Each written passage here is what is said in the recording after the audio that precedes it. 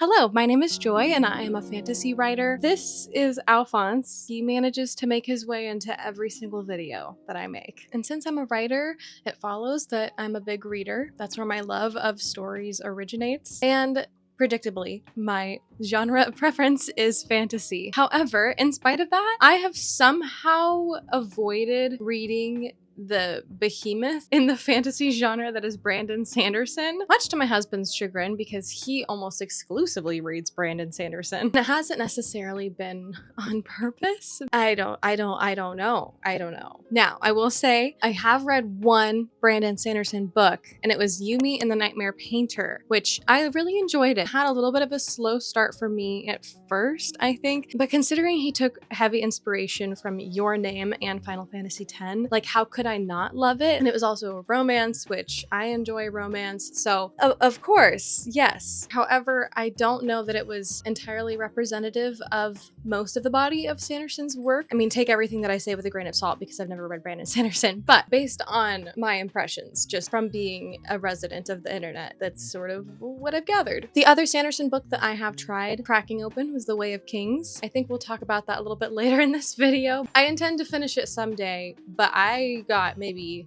2% into the book, which is over 20 pages because it's a massive book, but it just wasn't clicking with me. And I did not want to get myself into a reading slump, so I just decided to set it aside for now because it just was not the book that I was wanting to read. But now I have determined that I'm going to read Mistborn, and more specifically for this video, I'm just going to go through the first book, The Final Empire, because I've been told that of all of Sanderson's work, this will probably be the one that I resonate with the most. The only things that I know about this book, I'm going in mostly blind. The only things that I know are the protagonist's name is Vin, I believe, and it's a woman. The general schema for the plot is a heist, which leads me to believe that the main characters are probably morally gray if they're doing some sort of a heist. I also know that the Dark Lord has already won. I also have heard about the magic system. I've heard that it's called allomancy and it has something to do with metal and maybe consuming metal. Is that right?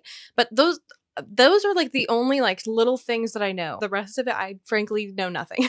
So as I go through Mistborn, occasionally I'll check in with you if I have some impressions, general feelings about the book, but I also want to read this intentionally, especially being a writer myself. And like it or not, Brandon Sanderson is a huge player in the fantasy genre right now. And I kind of want to unpack what works about his storytelling and really pay attention to what he's doing, maybe peel back the layers a little bit and try to identify, okay, like what's working here? What do I think isn't working? I mean, I doubt I'll be super heavily critical because it seems like these books are very well loved, and I'm assuming that I'm going to enjoy them too. They might not be perfectly my cup of tea, but my guess is that they're at least well-written, interesting stories with good characters, like at the bare minimum. Like there's a reason that people like these books. I don't typically pick up books to read that I know that I'm not going to like. Maybe someday I'll make a reading vlog that is specifically books that I don't think I'm going to like. I think that would be interesting. But for this one, I'm going in really wanting to like it. So I hope that I do. I hope that it goes well, and yeah, I'll keep you updated along the way.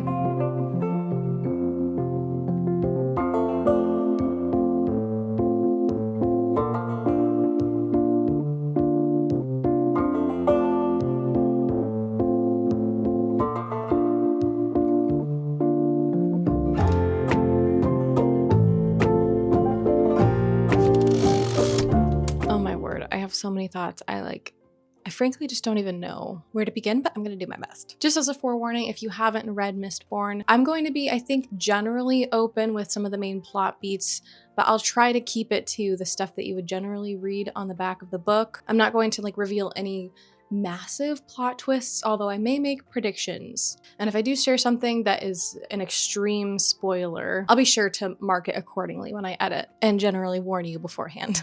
All right, I've made it through part 1 of the book, so I am approximately 25% of the way through. And if you don't know anything about Mistborn, you're just watching for fun, like you're here along for the ride. To give you an idea of the plot, our characters are living in an era where ash falls from the sky, the sun is red, the plants are brown instead of green, and there's this immortal ruler whom the general populace perceive to be God. He's called the Lord Ruler, and he's super powerful, obviously. And society is divided into nobility and the Ska, which it's basically kind of like a feudal system where the ska are often enslaved or overworked. Some of them might be craftsmen, but in general, not so great. Our characters primarily deal in the underworld, which is divided into two sections, which is the ska rebellion, which are obviously the lower class trying to rebel against the Lord Ruler, but failing. The ska in general, as a people, are very beaten down, they're discouraged, they're afraid to take action,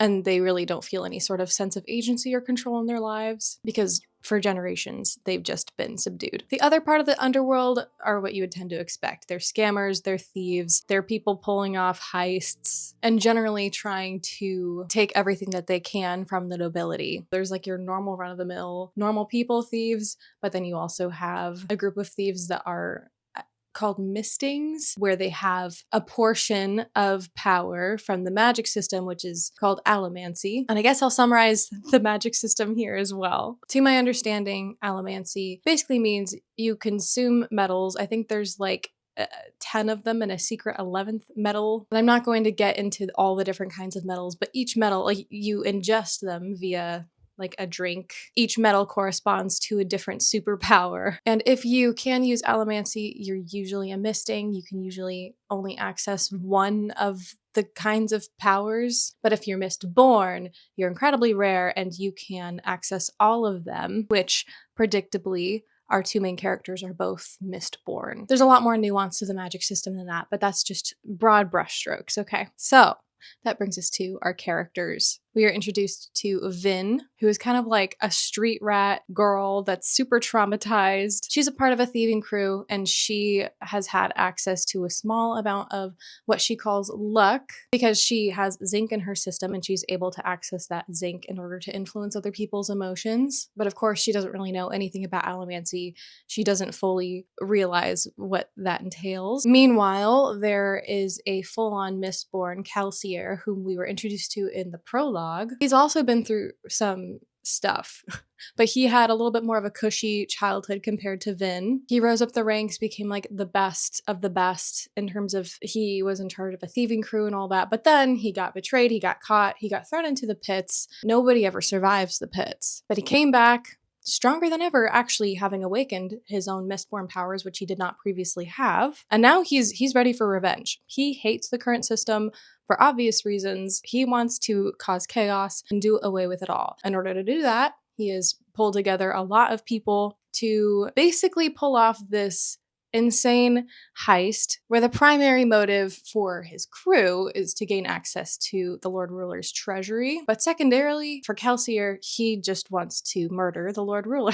He wants him to be gone. And they're also working with the leader of the Ska Rebellion in order to achieve this. He caught wind of Vin and basically convinced her to join him. But he's taken her under his wing, and that's kind of where we're at in the plot. So I can't talk about like literally every single element in depth. I will give you my general feel of things and general observations and general, thoughts that I've had while I'm reading it. But I do want to do a little bit more of a deep dive into the prologue because I thought it was really interesting while I was reading it. Going into this, I was feeling very wary about the prologue. Now, as a writer and as a reader, honestly, I generally don't mind prologues, but they do have to be done well. And for me, having previously read Way of Kings, I think, I only got like 25 pages in, and I personally did not enjoy the prologue. And then I can't remember how it was laid out, because if I did read chapter 1, it honestly just felt like a second prologue. Like I hadn't felt like it actually met our main character yet. But I just remember feeling like The Way of Kings was really gratuitous in just showing off the magic system first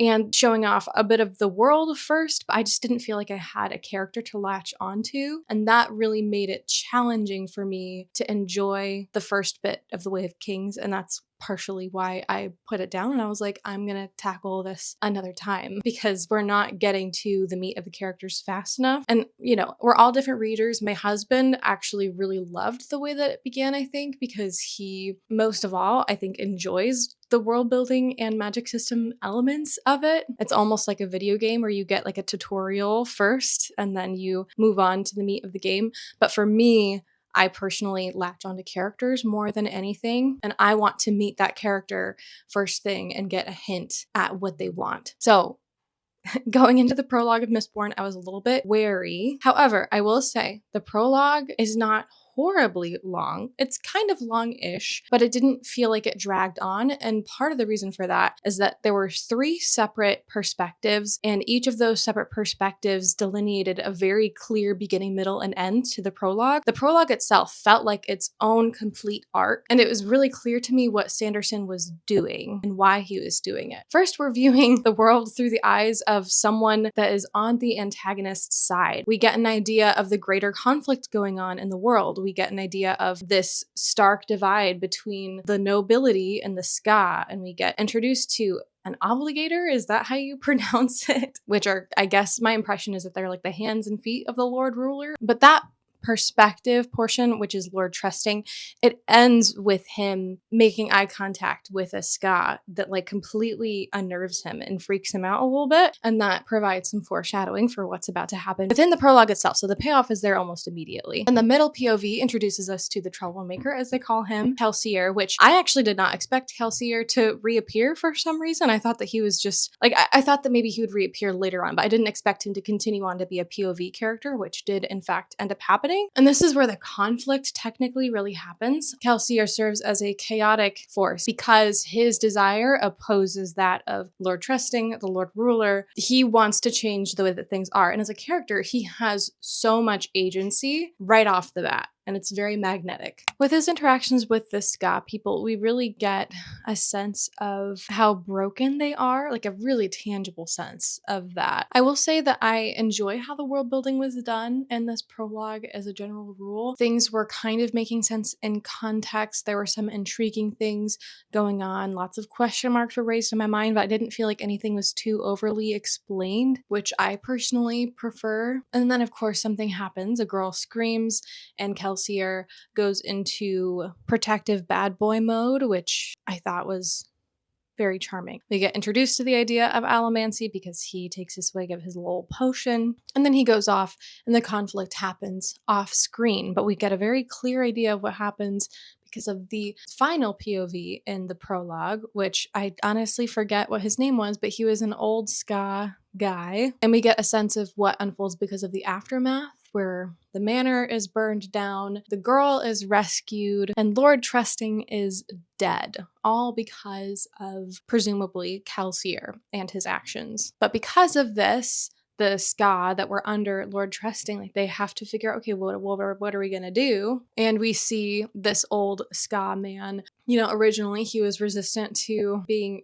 any sort of leader, but you know, really they're forced to make a decision to leave and to, who knows, maybe join the rebellion, maybe like the possibilities are endless now that they are kind of technically free, not entirely, but at least they're free from the lord that was over them because obviously he died, but they're moved into an uncomfortable situation and ultimately their story has launched. But then the prologue wraps up there, and you know, we don't have an answer to what's going to happen, but that was a full, complete little mini arc, which I really appreciated. And I felt like it gave us a very clear taste of what to expect. It gave us a taste of what the world is like, and it even introduced us to one of our main POV characters and what his priorities are. So honestly, as a reader, I basically expect, okay, there's a subdued people. This man named Kelsier comes along. He stirs up trouble. He forces people out of their comfort zones. And I mean, Kelsier kills Lord Trusting. We've come to realize already pretty early on that Kelsier intends to kill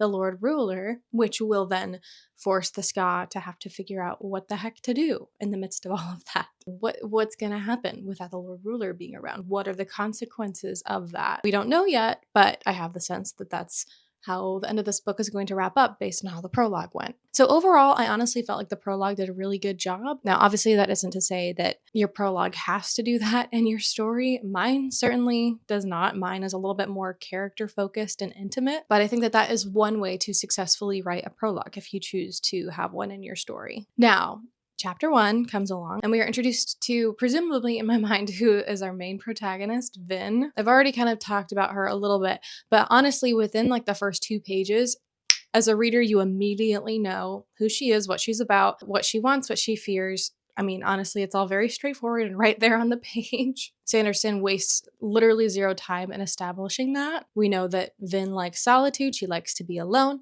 Part of that is that she does not trust other people. She thinks that everyone else is a bad person. And she has good reasons for believing that because of her past that has continually confirmed that belief system that she holds. She's terrified of being betrayed by people. And what she desires more than anything else is to be free. She wants to have agency. She wants to be her own person. She believes the lie. Yeah, everyone's out to betray her. And she's never, ever, ever going to experience freedom because why would she? And really, she mirrors that brokenness of the Ska people even from the prologue. We get a very strong sense.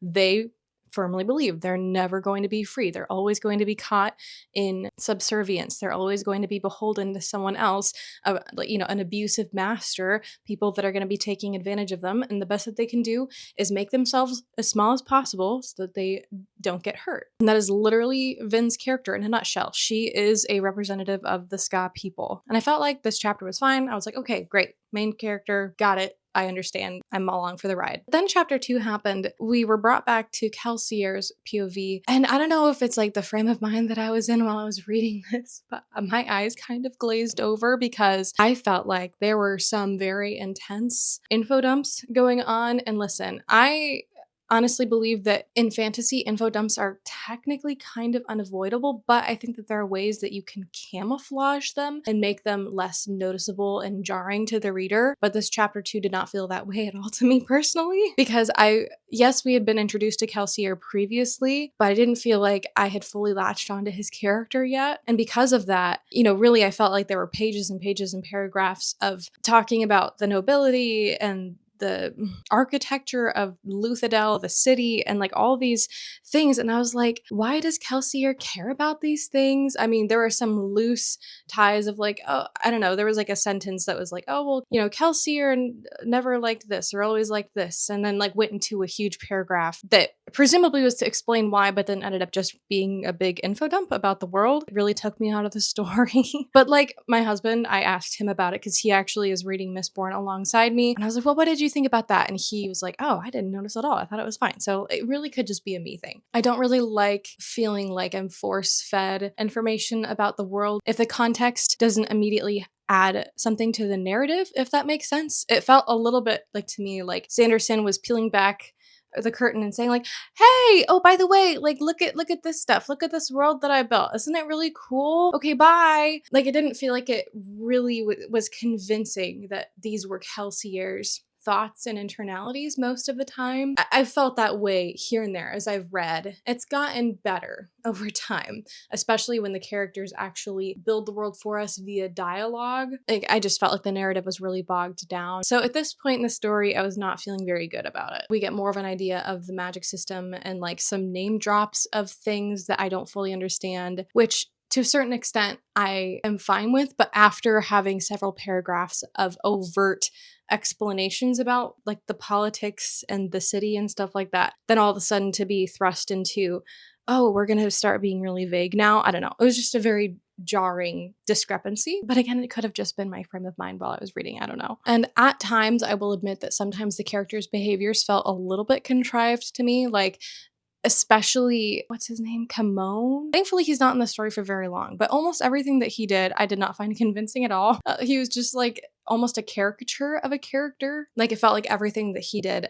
all the ways that he behaved were just convenient for the plot. And it was almost laughable, like how much of a cartoon villain he was. And another small gripe that I had, up to this point of the story, was that I felt like the internality was getting a little bit repetitive. Like, yes, Vin, we understand you like to be alone for like the 10th time. Like, I understand. At times, I felt like Sanderson was just a little bit, like a touch too heavy-handed. Like, it was like one sentence too much. Honestly, I think it could have been because I was reading so closely and paying so much attention that I was having a hard time getting lost in the story, that like sometimes the characters almost got in the way of themselves. However, there did come a shift at around the 10% mark. I decided, I was like, okay, this book is feeling a little bit like a chore to pick up, and I'm not really enjoying it yet, but it started to pick up a little bit, and I was like, okay, Kelsier as a character is starting to intrigue me a little bit more. Like, as soon as I saw Kelsier from Vin's perspective, he seemed a far more interesting character to me, and that, I don't know, switched something in my brain and in my reading experience. The second thing that switched in my brain, okay, this is gonna sound ridiculous, but I started listening to a playlist that someone put together, and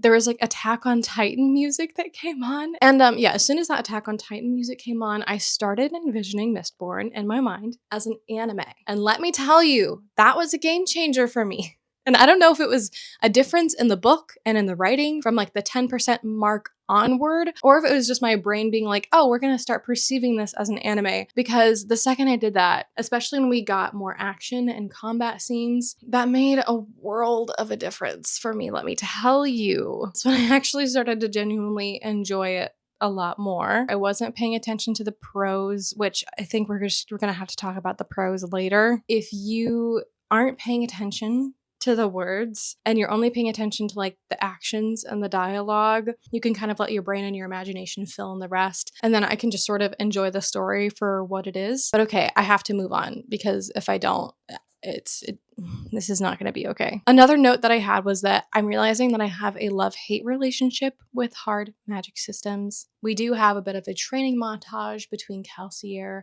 and Vin, which I very much expected. The interesting thing is we got exposed to allomancy and the way that the magic system worked by Sanderson showing us how it works, because Kelsier went and caused chaos. As you know, you'll pretty soon learn that this character tends to do that. But you get a taste of exactly like what the magic system looks like because he's using it in action. And some of it was explained, but I did feel like I got a good grasp on the magic. But then Sanderson turns around and has Kelsier teach Vin about allomancy. And so he showed us the magic system, but then he told us, he spent a whole chapter telling us about the magic system. And like laid it all out, like its limitations, its perks, exactly what it does, all of that. Which I'm not gonna lie to you and tell you that it really bothered me, because I felt like it was fine. But here's the thing. I like the idea of hard magic systems. I like the limitations that they can impose on a story, and I think it's fun to learn about them and imagine them. But the difficulty is, how do you incorporate them into the narrative without it bogging down the narrative? Because I felt like so much of the story thus far has been consumed solely by explaining how the magic system works. And I think that Sanderson, frankly, did the best job that he could have done given his magic system. It felt fairly natural. It was enjoyable to read. It was fine. But as a writer, I'm looking at this and I'm just like, I can't imagine dedicating so much time to unpacking the magic system. And that makes me like not even want to include a hard magic system in my books. I don't know. That's just me. It just feels like too much explaining. I will say, the one redeeming factor is, okay, it was more of a training montage between Kelsier and Vin, so it helps to have a magic expert and a magic novice, but that does sort of force you to have that format if you want it to feel more natural. I'm sure there are other ways to do it, but like, I don't always want to have like a magic novice and a magic expert, and like that mentor-mentee relationship or mentor-apprentice relationship, whatever. Like, I don't always necessarily want to have to include that in my stories. Again, it works here, but just as a personal reflection for myself, I'm like, okay, if you want to have a hard magic system, you better have a plan for how you're going to naturally incorporate it into the narrative. That's all I'm going to say. As I was about to say, I think the one positive is that the bare minimum, there is also some character work being done in the midst of learning about the magic system, because what Sanderson does is Vin is a character that is very distrusting of others.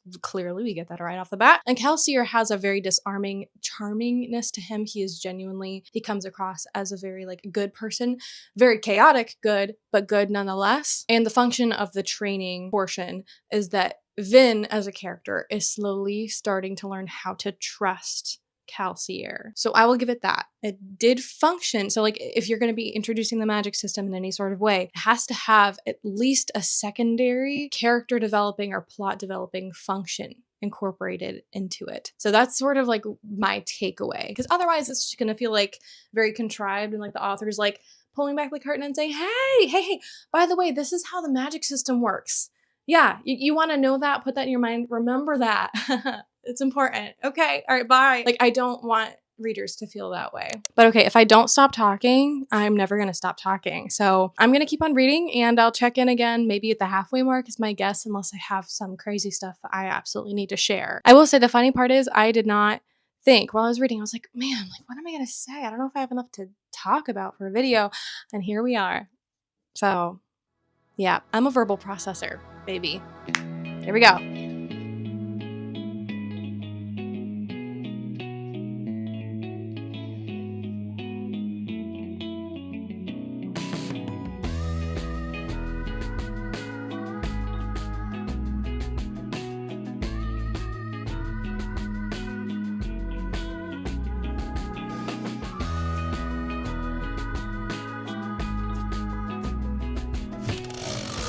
Okay, I've read like barely more, maybe like another chapter or two of this book, and we've gone through a several month time skip. It's clear that Vin has been training in her allomancy as well as other things so that she can successfully help out with the heist. I've been having some intrusive thoughts, and I've been having them since before the previous check-in, but I forgot to mention them, and I also was like, oh, I don't know if I want to talk about it, but it keeps happening while I'm reading, so I'm just going to share them. Really, it's more like predictions.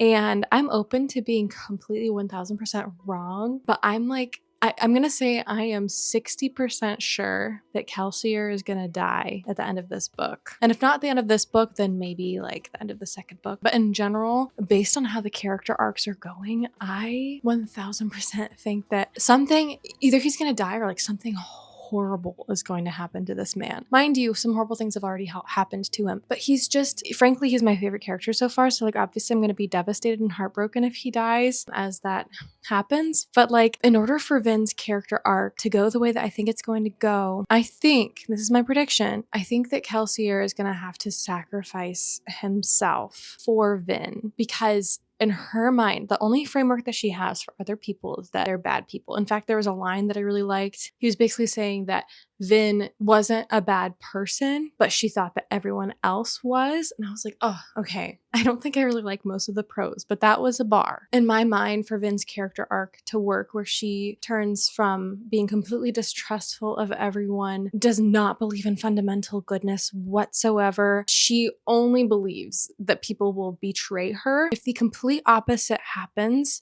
and someone sacrifices themselves for her, and she must go on and carry on this quest that Kelsier started, I feel like that kind of has to happen. I don't know. I could be wrong. Things can happen differently, but that is just what I'm feeling. And also, of course, when there's a mentor-mentee relationship, generally speaking, the mentor often dies. That's just a very common occurrence. They either die or they like betray the mentee.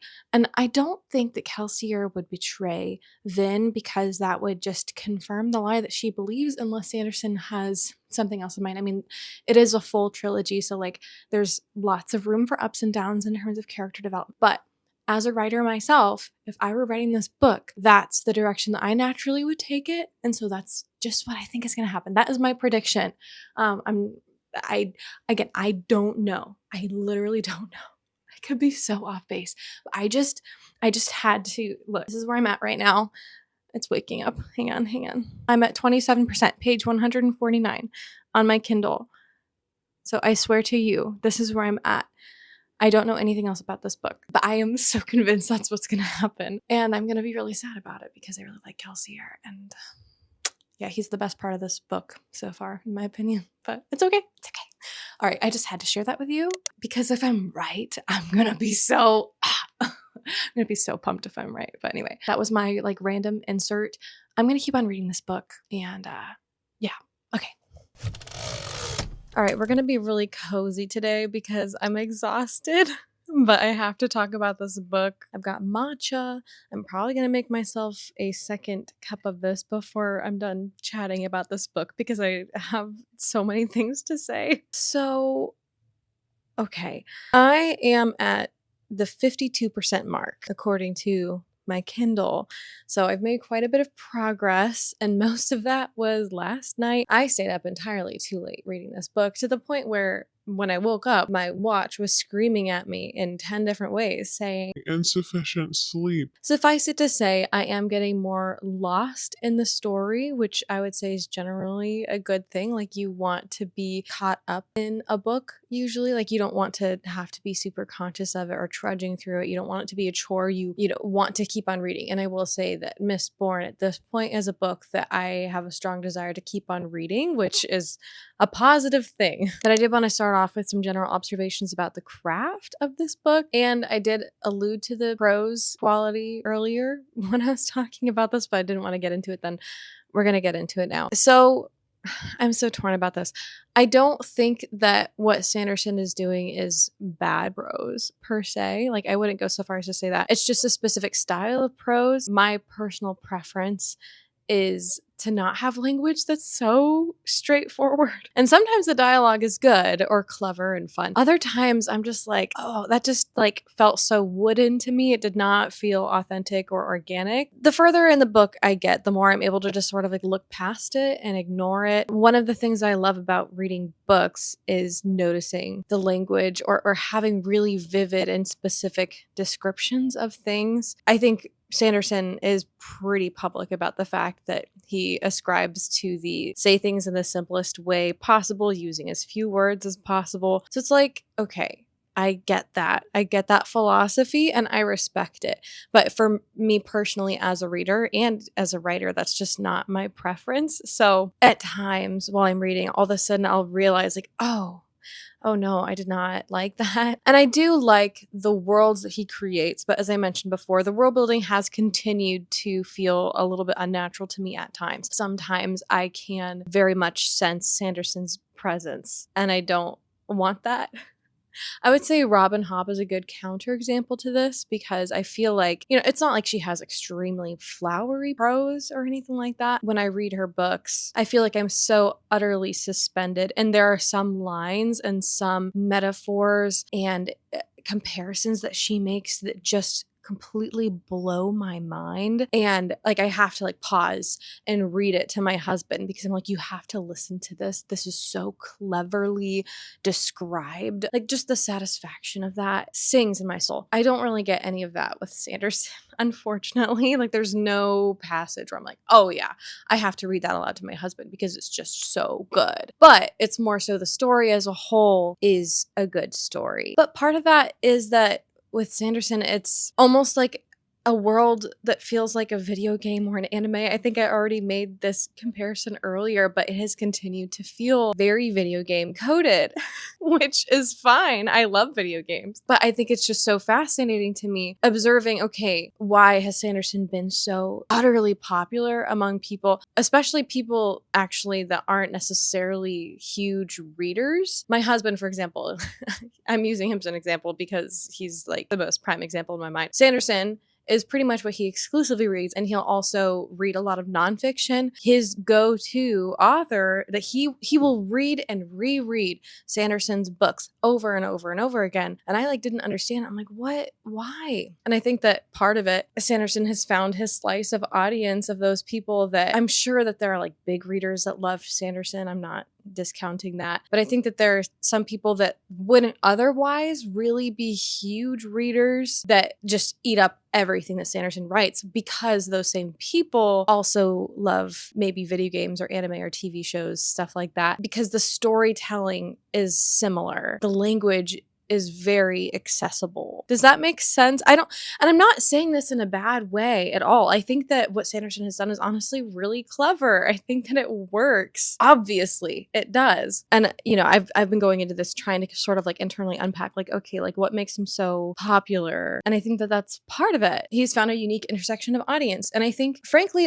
if he's getting people to read, great. I kind of feel a similar way to Sarah J. Maas, although I do feel like Sanderson is a better writer personally. But like a lot of people, their entry point into reading, romantasy readers, like they started with SJM, they started with Rebecca Yarros, and eventually like that broke open the floodgates into reading all sorts of other things. And honestly, if there's an access point to get people back into reading, I am all for it because I want people to read books. I'm gonna get off my soapbox because I feel like I'm talking too much about that. I didn't intend to talk about that for such a long time. My goodness. But the positive craft observations that I have to make are definitely that, I mean, Sanderson's pacing is great. Like he knows how to tell a good story. He knows how to keep the reader wanting to read more. It always feels like something is happening that is progressing the plot. It always feels like something's happening to develop the characters. And it always feels like there's a little bit of a question or something, you know, like a little, oh, I wonder what that's about. Oh, I want to know more about that character.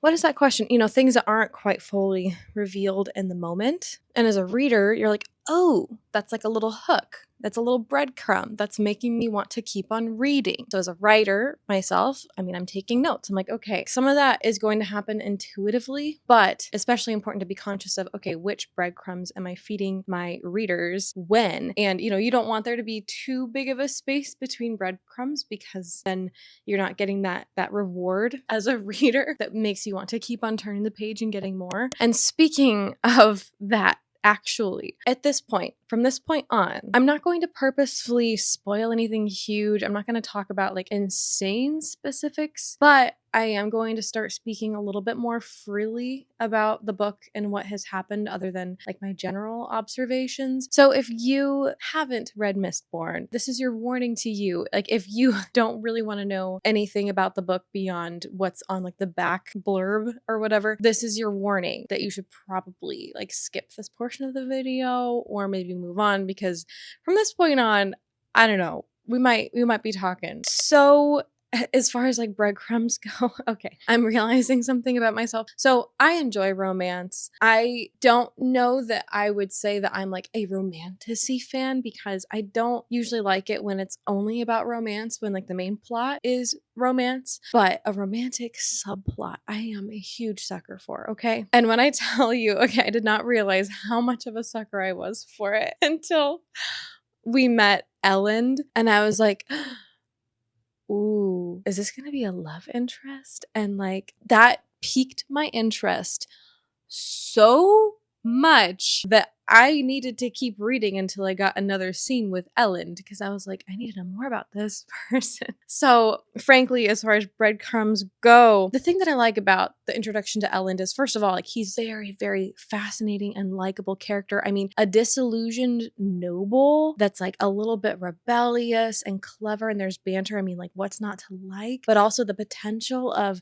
oh, but like, oh, if he and Vin get together, then like what are they going to do about the secrets and the tension of, okay, well, she's not really a noble, but like he's kind of sympathetic to the Ska cause, maybe, I don't know, there's just like a lot of tension, a lot of tiptoeing, a lot of like, ooh, like what's going on with this character. I've literally read 2 scenes with him. The characters are also talking about him in between scenes, which also helps to draw out those questions because they're speculating about Ellen's motives and, you know, warning Vin, but Vin internally is like, I feel like I have been myself for the first time with this person that I just met. And oh, that whole dynamic is just so good. It's so good. And like that's the sort of energy I want to replicate in my own writing of like, okay, introduce a fascinating character or a fascinating idea and just sprinkle it in, create tension, and ooh, chef's kiss. That whole subplot that's going on, I love it. And I can't wait to see where it goes, but I am a little bit afraid that I'm going to be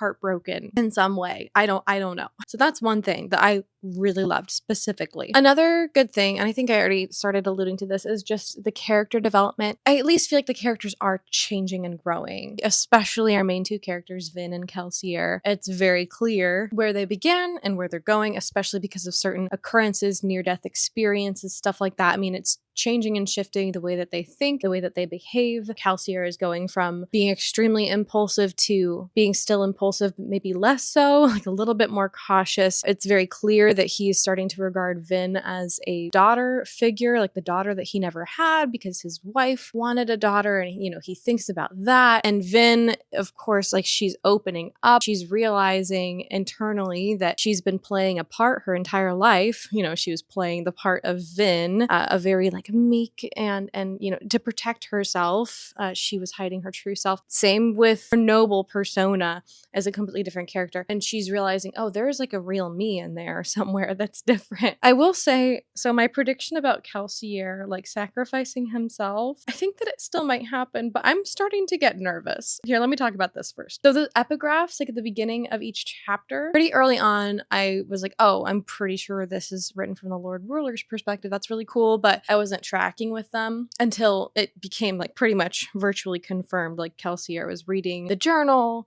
and I was like, oh, okay, yeah, this is absolutely the Lord Ruler's journal that we've been reading excerpts from. And then I went through and like read them all in order. And okay, first of all, number one, I think that's a really good strategy to develop the antagonist of your book, especially if they are like a really big bad, like Lord Ruler, Dark Lord type antagonists you're not going to be seeing face to face a whole lot. That allows the reader to get to know the antagonist with a lot more nuance, letting them speak for themselves. But then, you don't have that awkward, really long speech in the final confrontation where the Dark Lord is like, haha, here's my plan, and here's why I am doing what I'm doing because I was traumatized as a child. The villain trauma dump trope gives you a good way of avoiding that, because really you're effectively sprinkling that story in throughout, and it really serves as a puzzle for the reader to kind of cobble together. It's like, oh, okay, I'm making some connections, and it also really humanizes him. It makes him seem more accessible, I guess, but also it's making me nervous, because here's why. I'm seeing parallels between Calcier and the Dark Lord a little bit.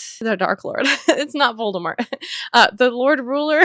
I'm seeing parallels between Calcier and the Lord Ruler a little bit. I don't know, that charismatic energy, but also the arrogance and the desire to be liked and not liking when other people don't like you, I guess. Whenever there is a book that tells the story about some sort of rebellion, usually it also includes themes where it questions, okay, but like who has the right to determine what is moral and what is good? Who has the right to decide how things ought to be run? Like, it's asking those questions because, of course, the rebellion is deciding, well, the way that things are is bad. Who are they to determine that? And like, what's the alternative? What does that look like? Because here Calcier is slaughtering noblemen left and right. And I mean, that's clearly not good, but in his mind, it's justified. But where's the line? Where was I even going with this? Basically, I just see a lot of like, with Calcier and the way that he is developing. I'm just starting to get a little bit uncomfy and concerned. There's like all this stuff about secrets, and I just am like, my boy Calcier, please. Please don't turn evil or like do something really bad that you can't change. I don't know. I can tell that there's like an underlying mystery going on, and I'm just worried, okay? Calcier clearly has something up his sleeve, and he will stop at nothing to like get the world back to what it was before because of his wife. Like, that's what she wanted. Characters like that are really dangerous, honestly, especially because he has already been shown to have questionable morals. So something bad is gonna happen. And I'm like anticipating it. I'm wondering if anyone else felt that way too, or if I'm just paranoid. I don't know. But okay, I'm gonna stop rambling because I could talk forever about books, and this is really fun. I'm enjoying it. If you were to ask me like right now what I would rate this book, so the first like 25%, I was leaning like 3.75, which for me is like decent rating, because in my mind 3 is pretty middle of the road, average. Like, that's a very normal book. It was adequate. It did the job. I don't have massive qualms, but I also am not like thoroughly impressed either. So like a 3.75 is like a solid book. Right now it's definitely sitting at a 4 now because there have been some things I'm like, okay, yeah, like I'm really liking that. For me, a 5-star book is a feeling. A 4-star book can be like a great book. I would recommend it with maybe like a couple of like reservations or like things that weren't totally perfect, but like for the most part, excellent book. And that's sort of where I'm at right now. So that's where I'm at. All right, let's keep writing.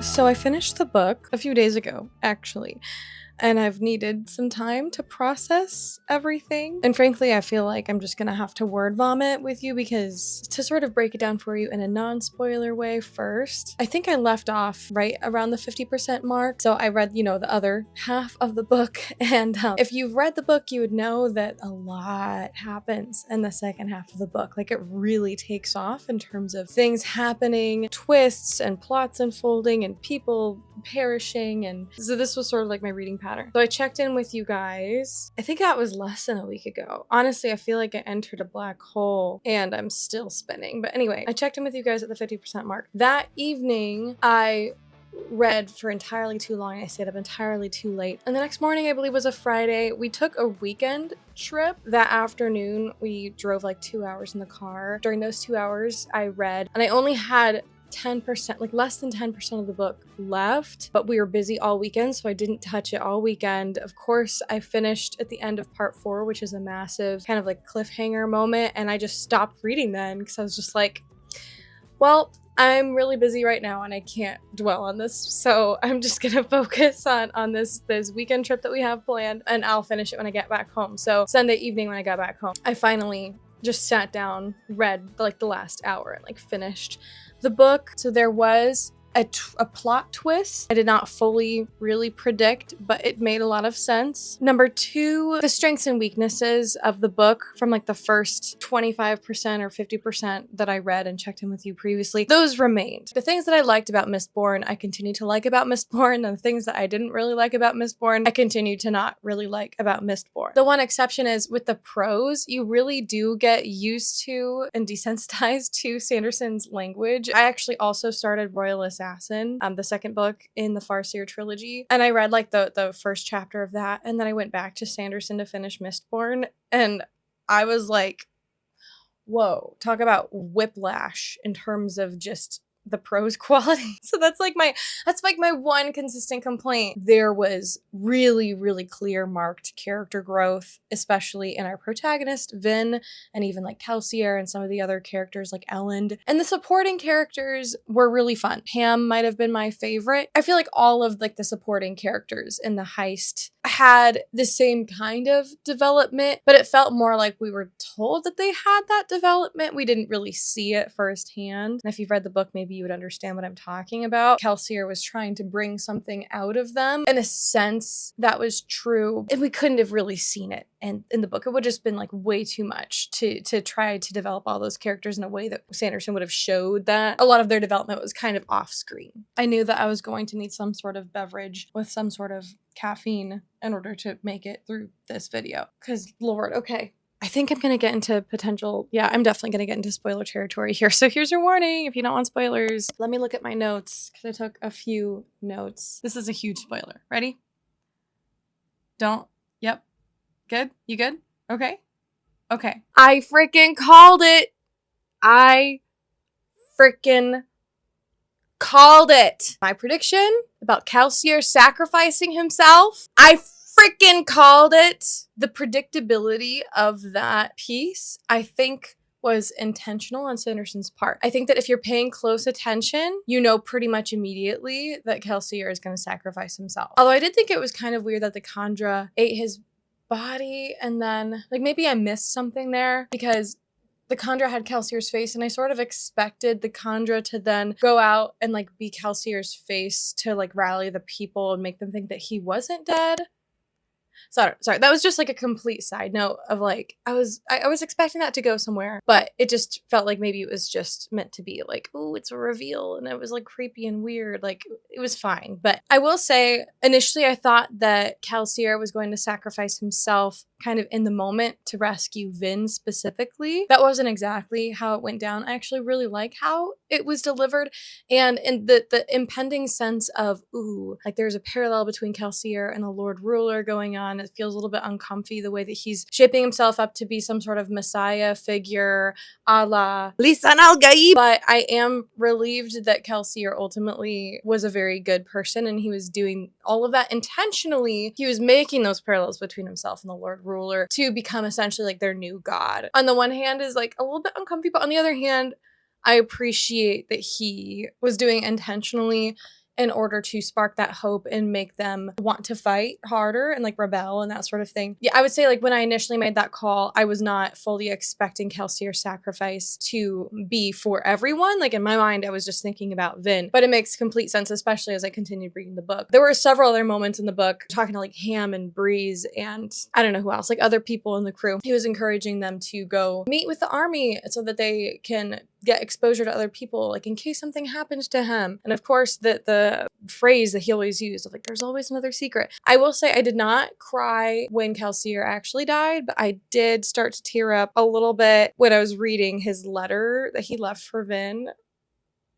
Oh my gosh, bro, that messed me up a little bit, not gonna lie. I don't even remember what it said, but whatever it said, it messed me up. Kind of circling back around to my thought, I actually think that so sometimes when people say that a book is predictable, they say it in like a bad way. You know, they're like, oh, well, the book is predictable and I was able to totally see where the plot was going and like that was bad. I don't think that's always the case. I don't think that predictability is always bad. I think, and I've heard Sanderson talk about this because I've watched a couple of his like lectures that he's had. He's talked about promise, progress, and payoff. This is literally like promise, progress, and then payoff, promise and payoff. Just in a nutshell, this whole thing with Kelsier, and even with the prologue that we were talking about at the beginning of the book, obviously Kelsier was not the one that ended up killing the Lord Ruler, but essentially his sacrifice, like he burned it all to the ground. Like that was because of his actions. Like he was, like, oh, as always, like the chaos stirrer, the one that set it all into motion. And he took a lot of risks and was impulsive and all that stuff, but you know, it worked out.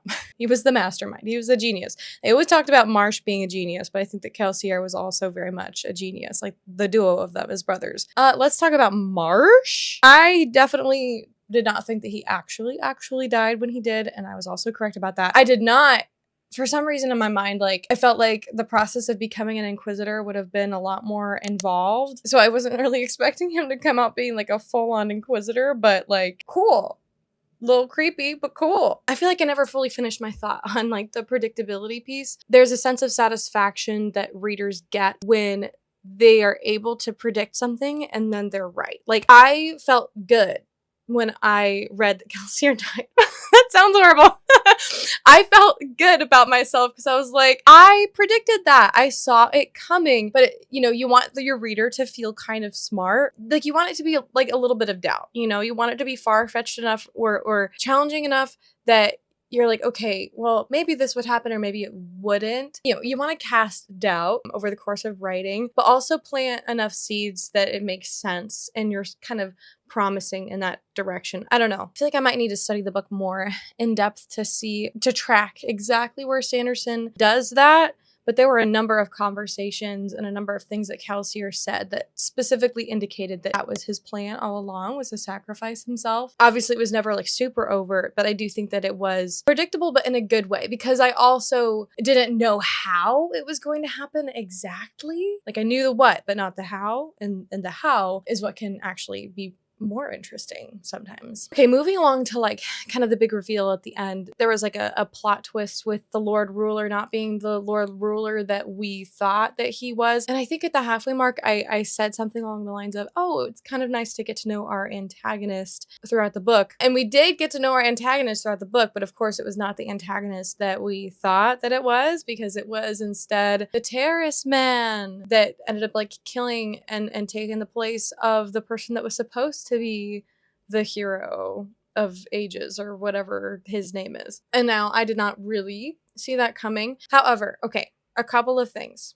The first thing, I was just a smidgen disappointed. Like, I thought it was a good twist. Don't get me wrong. And then the way that Vin ended up killing him off and like how he had stayed alive so long, all of that was very interesting. That was a very cool piece. Like, props to Sanderson. Very good. The one thing that made me feel like a little bit like disappointed maybe was I actually was really looking forward to discovering why the supposed Lord Ruler went from being such a good person to being like a bad and evil person. I was just so fascinated by the idea of like, how did he get so corrupted? And like, was it a force that corrupted him? Like, did the deepness like take over his body? Like, I don't know. I was sort of preparing myself for something along those lines, but like what actually happened, obviously it was just a completely different person than what we thought. So it's just not a theme that this story tackled, which is fine. But I thought that would have been really interesting. And I was looking forward, I was anticipating that discovery. In a sense, there was a promise that we were going to realize, okay, like how could someone so good turn to be bad? And I was kind of expecting almost, there was one point in the story where I was thinking, I wonder if this is going to happen to Calcier, where he starts off with all these good intentions, but then he gets corrupted. It did not end up going that direction, and that's fine. But I sort of felt like that was almost a promise, and then I was like bait and switched, and like that didn't happen at all. I will say I was like just a baby amount of disappointed that didn't end up happening. But another thing to kind of add on to the ending and my thoughts about it, I do appreciate, so if you are going to have a super hard magic system that's going to take like 25% of the book to really explain, and there's going to be all this stuff to it about different metals and the 11th metal, and like, oh, there are metals that we don't even know about. Oh, and then here's a whole nother magic system that a whole completely different people group have that does this. If you're going to have all of that in your book, in my mind, it better be significant to your plot and your characters and just everything. Like, it can't just be icing on top of the cake. It has to be part of the cake. It has to be an ingredient in the cake. And I think that Sanderson does that very well in this book. The magic system is directly tied to the big twist that ends up happening. It's directly tied to the antagonist and how he was able to do all of this and how he gets defeated. It's directly tied to Vin's character development and like why the world is the way that it is. Like, it's directly tied to the conflict in a lot of ways. I think with soft magic systems, not always, but you can definitely get away a little bit more with like, oh, you know, it's just kind of the way that it is, and it's just vibes, and it doesn't have to have a direct impact on the plot. The plot can afford to be way more character driven, and you just have magic kind of added on. Let me put it this way. If you want to have a hard magic system, it better be used to solve problems in the story and in the conflict, because you're going to be spending so much time and effort teaching the reader how it works that like you have to make it worth it and you have to have payoff with it. I think that's sort of my takeaway as I'm processing what Sanderson did. I think those are the majority of my thoughts, and hopefully I can cut a lot of that out because I just talked so much. Okay, I think that I have a lot to learn from Sanderson and the way that he does things. As far as my rating goes, in the end, I ended up rating it 4 stars. For me, 4 stars means it was a great book. It was a great story. I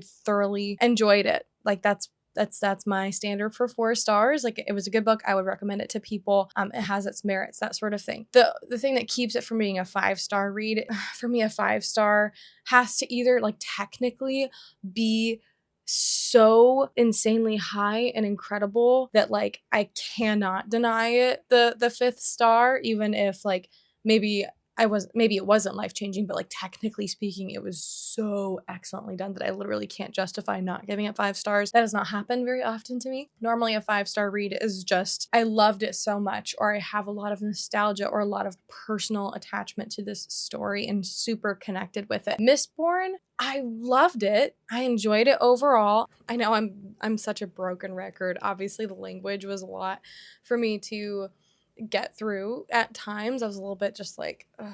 Just lots of repeated phrases. I don't know why Sanderson loves the word maladroit so much. He used it like 8 times.